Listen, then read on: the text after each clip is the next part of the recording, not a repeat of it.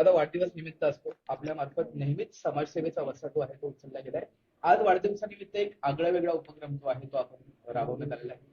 काय सांगाल आजच्या या उपक्रमाबद्दल? खरं तर सांगायचं की गेले काही महिन्यांपासून आम्ही विविध समाज उपयोगी कार्यक्रम करतोय.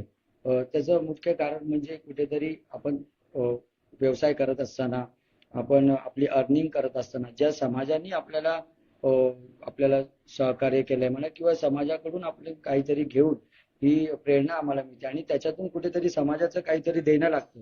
या हेतूने गेले काही महिन्यांपासून वेगवेगळे समाज उपयोगी कार्यक्रम मी माझ्या व्यवसायातून मिळणाऱ्या मिळकतीतून करतो आणि विविध असे कार्यक्रम या ठिकाणी झाले आणि आज माझा वाढदिवस आहे. मग मला असं वाटतं की प्रत्येक वेळेस काही ना काही मोठे मोठे कार्यक्रम करत असतो, ज्याच्यामध्ये मॉब जास्त असतो, सगळ्या गोष्टी असतात आणि सेलिब्रेशन्स असतात. परंतु याच्या पलीकडे पण आपण कुठेतरी समाजसेवा करू शकतो, अशी संकल्पना माझ्या लक्षामध्ये आली.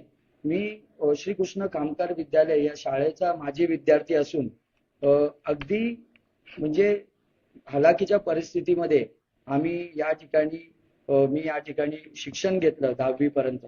आणि सर्वात महत्वाचं म्हणजे आमची परिस्थिती इतकी हलाखीची होती की फीस भरणं देखील कठीण होत होतं त्यावेळेस आणि वर्ष 10वीचं होतं.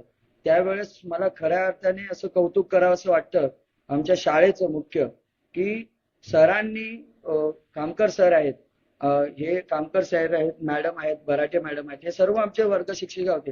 त्यावेळेस त्यांनी आमच्या शिक्षणासाठी आम्हाला इतकं सहकार्य केलं की आमची परिस्थिती पाहता त्यांनी आम्हाला योग्य ते मार्गदर्शन, योग्य ते शिक्षण आणि आम्हाला सपोर्ट देखील केला. त्याचबरोबर आज निखिल सर इथे उपस्थित नाहीयेत, परंतु माझं त्यांच्याशी फोनवर बोलणं झालंय. शाळेमध्ये शिक्षण तर मिळतच होतं, परंतु शाळेनंतर देखील निखिल सर आमचे तासनतास क्लासेस सरांच्या घरी घेत होते.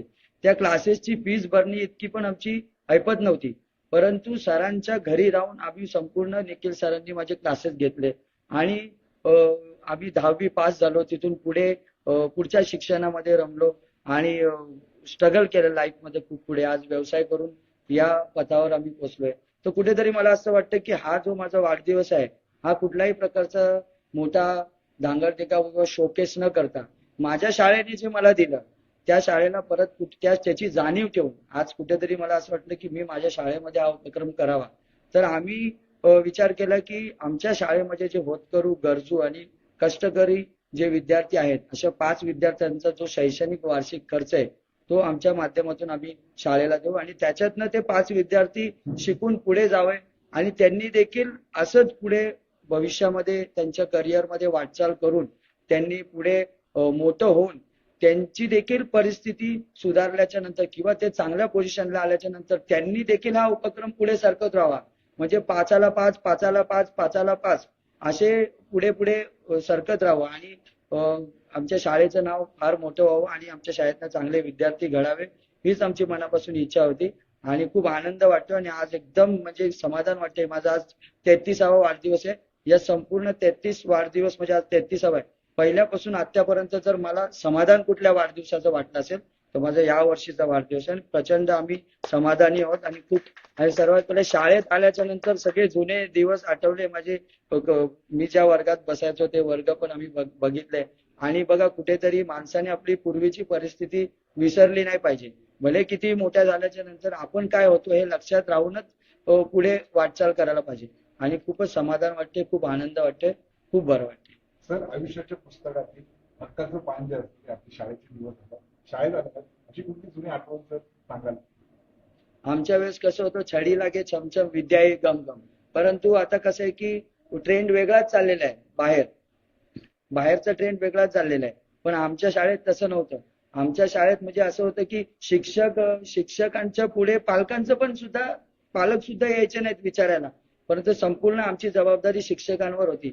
म्हणजे आई वडिलांच्या नंतर जर आमचं कोण इथे भविष्यासाठी, शिक्षणासाठी, संगोपनासाठी जे कोणी असतील तर ते आमचे शिक्षिकाच होत्या. आज बराटे मॅडम देखील लहानपणापासून मी त्यांच्या घरी देखील ट्युशन्स घेतलेले, आम्ही त्यांच्या घरी.